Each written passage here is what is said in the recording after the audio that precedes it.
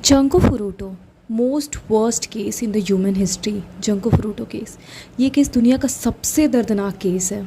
अगर आपको crimes, violence या सेक्सुअल वायलेंस देखना पसंद नहीं है तो ये वीडियो स्किप कर देना।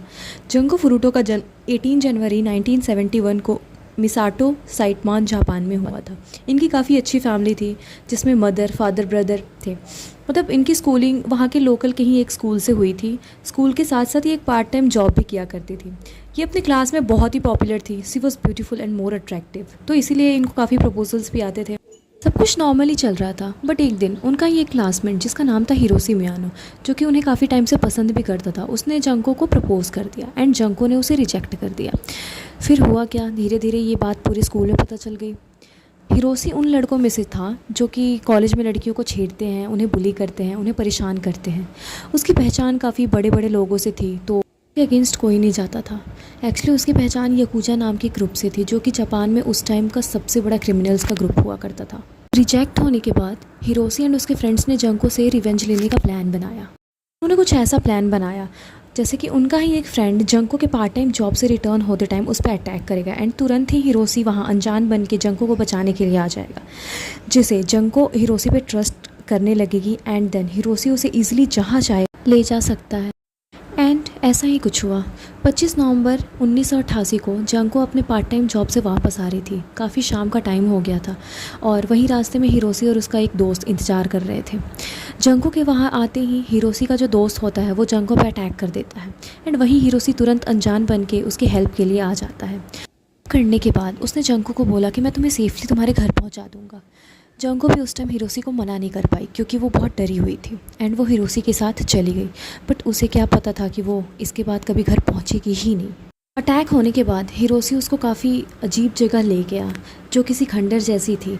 वहाँ जाते ही हिरोशी जंको को डराने लगा, ये बोल के कि याकुजा ग्रुप वाले उसकी और उसकी फैमिली को मार डालेंगे, और फिर उसका रेप करने लगा। एंड उसके बाद वो उसे पास के पार्क में ले गया ज़बरदस्ती, जहाँ पर उसके दोस्त मिनाटो, वतानबे एंड कामिशाको इंतज़ार कर रहे थे। फिर वहाँ पे भी उन लोगों ने उसके साथ रेप करा और उसके बाद भी वो लोग जंको को मिनाटो के घर लेके गए।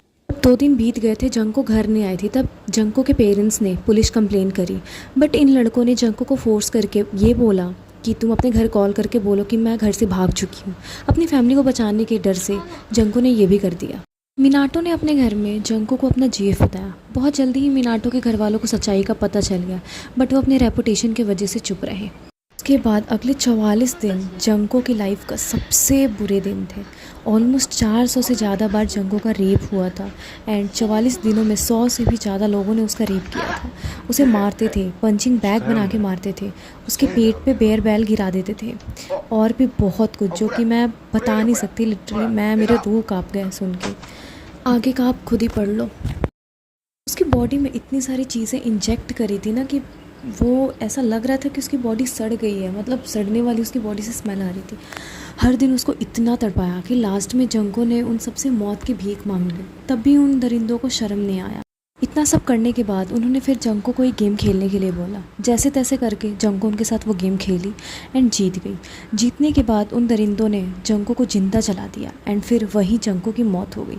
मौत के बाद ये चारों लड़के डर गए। फिर उन्होंने जंको के बॉडी को एक ड्रम में डाल के पूरा कंक्रीट से भर के फेंक दिया उसे। एक मतलब जहाँ कचरा फेंकते हैं ना, उधर फेंक दिया उसे। बट वो होता है ना, उनके तो पाप का घड़ा भर चुका था।